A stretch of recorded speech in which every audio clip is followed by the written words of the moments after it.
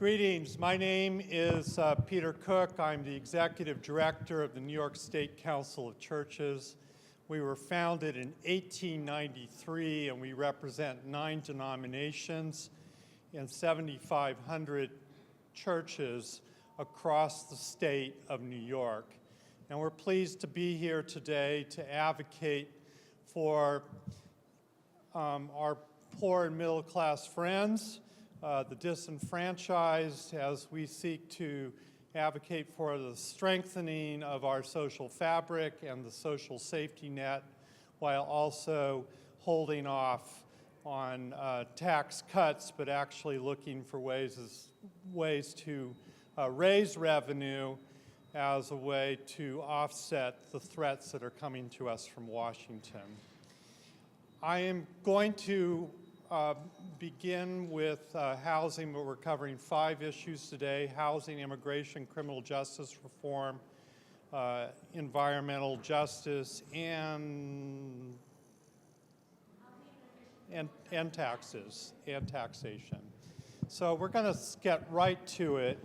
We are strongly advocating for the Faith-Based Affordable Housing Act, which basically tries to override these horrible zoning restrictions we have across the state that prevent faith-based institutions from being able to build on their property. And so we're really pleased to have today 2 of our chief champions and sponsors, Assemblyman Brian Cunningham and also Senator Brian Kavanagh, 2 Bryans. So I will start with Assemblyman. Okay, there we go. Oh, and also HAVP. Okay. You can hit that too. Great. Thank you so much. So again, I'm State Senator Brian Kavanagh. I am chair of the Senate Housing Committee and a very proud supporter of the Faith-Based Housing Act, as well as some other key legislation.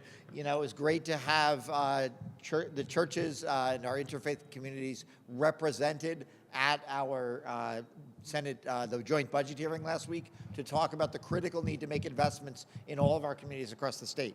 You know, the fact that our faith-based communities are stepping up on housing and on so many of the other issues you're going to be talking today is no surprise, given the long history of faith-based communities really thinking about the needs of all New Yorkers, particularly some of our most vulnerable New Yorkers. And the housing crisis, of course, has become a crisis that no one can ignore. It is, you know, I come from New York City, where we've had a long-standing crisis of homelessness and eviction and unaffordability. But that is now becoming the increasing reality in smaller towns and cities, in rural areas, really across the state. So we are working on that on many fronts, but 2 of the key things that we're trying to do have already been mentioned. First of all, allowing faith-based communities to build housing on their property in circumstances where the local government might try to prevent that. We have seen that that local governments preventing housing from being built has been something that has caused us to, you know, lack housing in communities across the country, particularly in communities that are heavily populated and underhoused in New York City. It has been a very impressive thing that so many faith leaders have stepped up, have come to Albany to lobby for that, and we are really hoping to get it done in the next few weeks as we pass the state budget. The other big thing is, you know, we've talked about increasing housing supply, and that is critical. It is essential. But we also know there are many people living in our communities who are housed, but are paying 40 or 50% of their income in rent, and they are unstable and at risk of losing their homes. And of course, we have an unprecedented number of homeless people experiencing homelessness throughout our state. The Housing Access Voucher Program is something we originally introduced it in 2020, just before the COVID pandemic took over so much of what we were doing. But it is basically the state stepping in with a tried and true method The Section 8 program and other voucher programs have proven to be one of the most effective ways of stabilizing households, of making sure people can afford housing. We are calling for the governor to join us in passing that budget, passing that in this year's budget. Both the Assembly and the Senate have been very strong champions of that for a while. It is an essential need. So again, I thank so much the Council of Churches and everyone here for supporting these initiatives and for all your work you do every day in your communities. And let's get it done. Thank you very much. Thank you.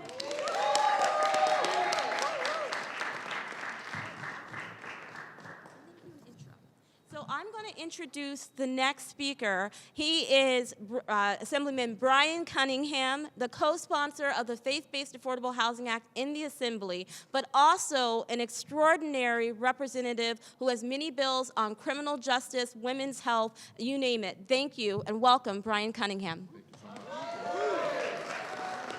Thank you. I was going to start by saying, let the church say amen. Amen. First of all, thank you so much. I am Brian Cunningham. I represent the 43rd Assembly District in Brooklyn, which is the borough of churches. No disrespect to anywhere else in the state, but we have more churches per population than any place in the state. I'm so grateful to represent this rich, diverse, and cultural enclave of Brooklyn. What we've seen over the last couple of years, particularly the last 20 years, is that we've seen that a number of our residents who want to stay in our borough are no longer able to stay because of the lack of quality, affordable housing. So every day we wake up to a federal, what I call federal whiplash with executive order after executive order, but we know one of the crises that existed before this administration and will persist after this administration is the crisis of housing. Yes. We have partners in the faith community who have stepped up to the plate and have said that we want to be a help and an anchor and a pillar because we've been that for so many years. And we want to continue to do that. And we want to do that by using our existing land to help fill a gap that we have right now. This bill is so important because if you don't have a place to lay your head at night, if you don't have a place to sleep, your dignity is stripped from you. And this is the cornerstone of what we're trying to do this session. I'm so grateful to my colleague, Senator Kavanagh. I'm so grateful to my colleague, Assemblyman Linda Rosenthal, both the chairs of housing who support this bill so strongly. And we look forward to getting this done this session. Thank you so much for being here. Continue the fight. Let's keep fighting for housing for all. Thank you. I'd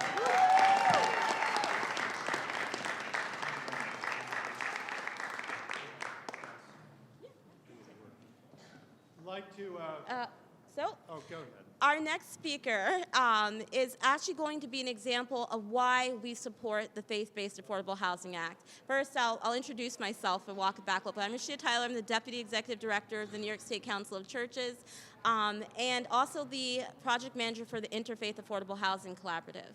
One of the first faith-based organizations that we actually worked with to help build affordable housing on their property was a church in Rotterdam, New York, called Seiu Lutheran.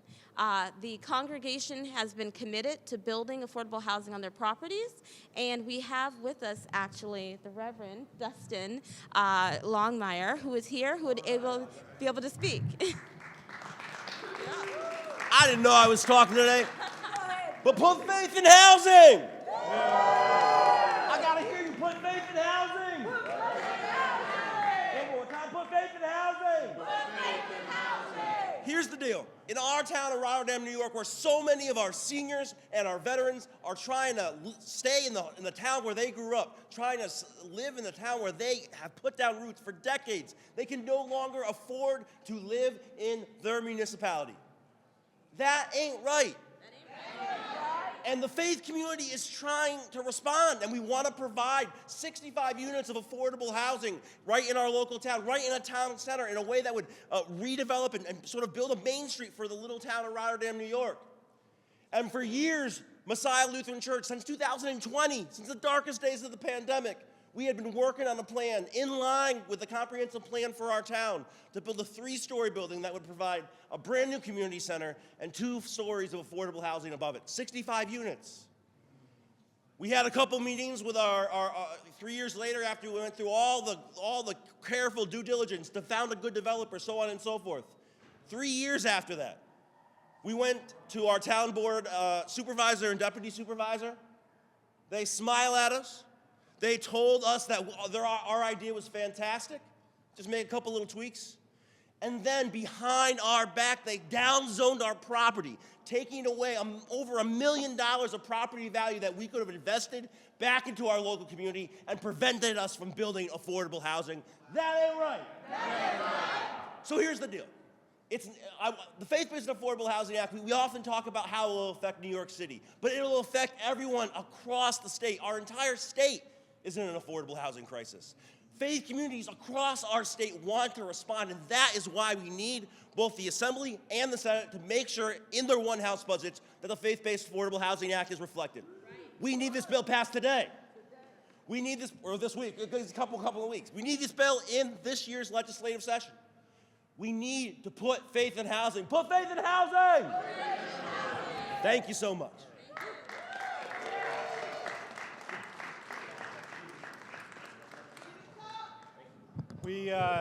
One of the things we do as a council is we provide technical assistance to churches that want to repurpose their property to build affordable housing.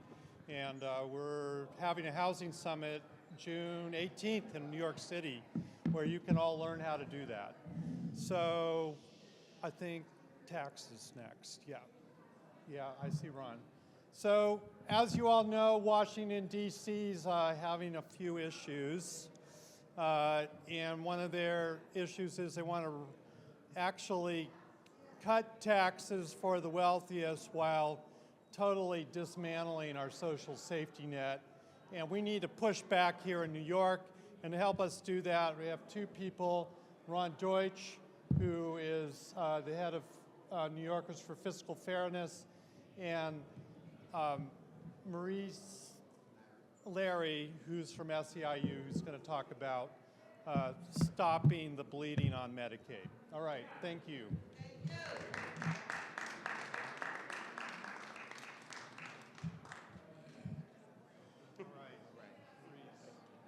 Hello, everybody. My name is Maurice Larry. I am a political organizer for 1199 ACIU, and I represent the Hudson Valley Cap region. Right now, we know that the Medicaid issue for New Yorkers in New York State is, I wouldn't say at a peril, but it is going to be devastating if these cuts from Washington, D.C. comes down. They're proposing to cut $880 billion, which would devastate the New York State healthcare system. And that is from safety net hospitals to home care, also to our nursing home facilities, especially our nursing home facilities where we care for our elderly and loved ones. That has raised us, taught us right, brought religion into our life as well. So as 1199ers, we are out here pushing back on those cuts that would affect New Yorkers throughout New York State. And we're hoping that the Assembly and the Senate and the governor would also get behind us in helping us push back those cuts. So I'd like to thank Reverend Cook for the time that he's given us today to express our opinions and our deep, deep concerns for these cuts that are coming down from Washington, D.C. So if you have a chance, please call your congressional leaders in your districts. Tell them to stop the cuts coming down from Washington, D.C. Thank you.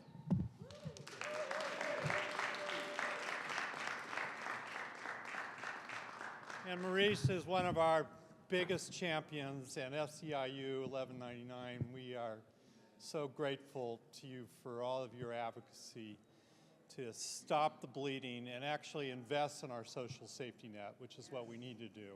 We need to not only stop cuts to Medicaid, we need to increase what we're doing with Medicaid. So to help us do that is Ron Deutsch from New Yorkers for Fiscal Fairness. Yes, thank you. And thank you to the New York State Council of Churches. We greatly appreciate their support on the Share Our Wealth campaign and enjoy the working relationship that we have. I think together we've done many great things and will continue to do so. But I am always blessed and privileged to be with all of my friends from the New York State Council of Churches. All right, so I'm Ron Deutsch. I'm with New Yorkers for Fiscal Fairness, and one of the coordinators with the Share Our Wealth campaign with Lisa Tyson right over here. All right, yeah, Lisa, yay. So, look, we all know, right? Corporate profits have soared 70% in the past 5 years. New York is home to the largest amount of billionaires of anywhere in the nation. We've got 128 billionaires that have a collective wealth of $750 trillion with a T, dollars, right? And they've seen a 74% increase in their wealth over the last 7 years alone. So we have the greatest income inequality of any state in the nation, and we have for a long time. We're here to say enough is enough. It's time to reverse this trend, right? We got to deal with income inequality. Inequality in action is unacceptable at this point in time. So we know our state budget has about $90 billion of federal funds in it. And we know that those funds are indeed on the chopping block. So we're going to have to do some work here at home to make sure we can keep the programs and services that Washington is looking to slash. So there's two ways we can do this, right? We have a number of different proposals that have been supported by the Council of Churches. One is on the personal income tax. We're asking people who make over $5 million and $25 million a year. That is in income, not net worth. We want to see their top taxes go up by 0.5%. Only 0.5%. That's a very reasonable proposal. That would generate over $1 billion in needed funds. We also are asking the wealthiest corporations in this state, those with incomes over $5 million a year, to pay a little bit more. Their current rate is 7.25%. We're saying it should be 9%. And again, that is just for those large businesses in New York State. This is not the mom and pop shops.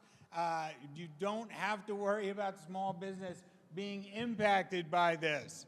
And it puts us in line with neighboring states like New Jersey and Pennsylvania and Vermont, all of which have corporate tax rates right around 9%.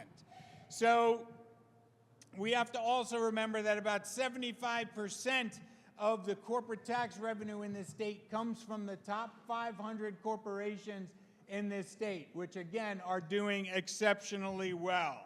So these are not new proposals. These were both in the one House budgets last year.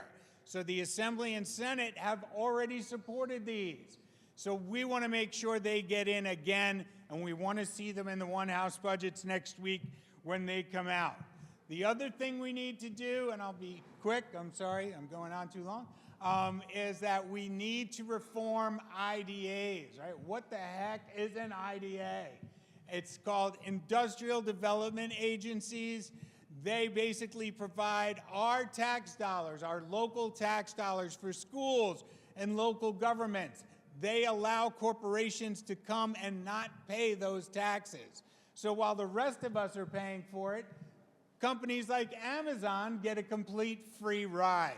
We're here to say that is unacceptable. There's no reason that we should be giving Amazon any of our money. I think we're all giving them probably enough just to get our goods 2 days after we order them. But that's got to stop, right? We can't keep subsidizing huge, massively wealthy corporations, especially probably the wealthiest corporation in the world. So let's make some change this year. Let's make some noise, and let's get this done. All right.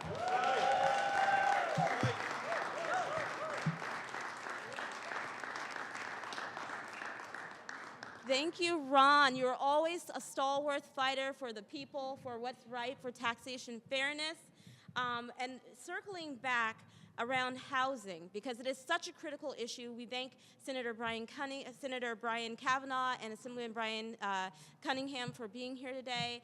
But we also want to circle back to the Faith-Based Affordable Housing Act because it is so central to what we are doing here today. One of our staunch allies in this has been Open New York, who have helped us organizing since almost the start of the bill.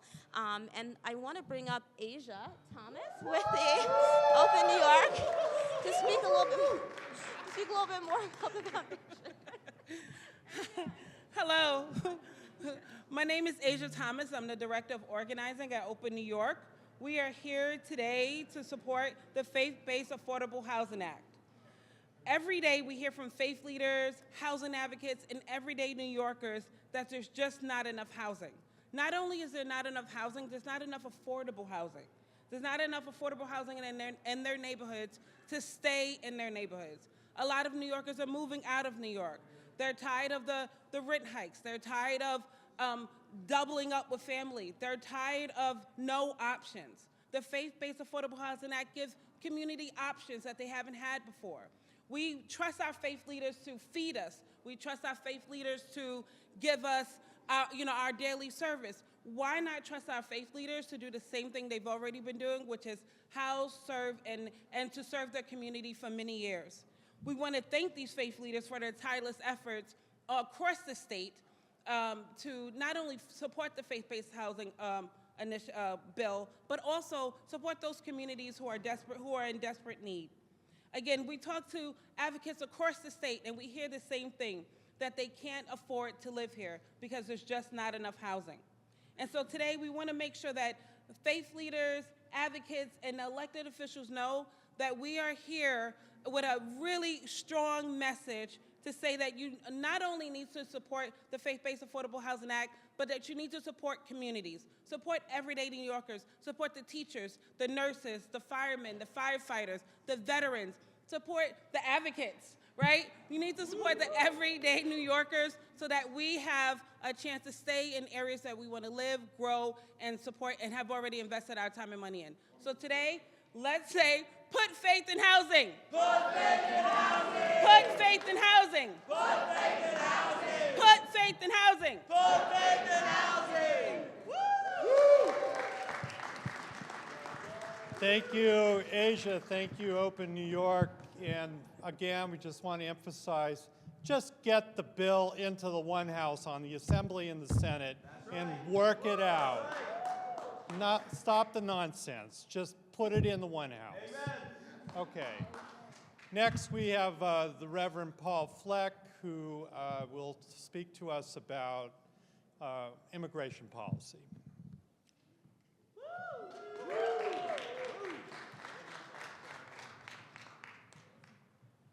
Thank you, Peter.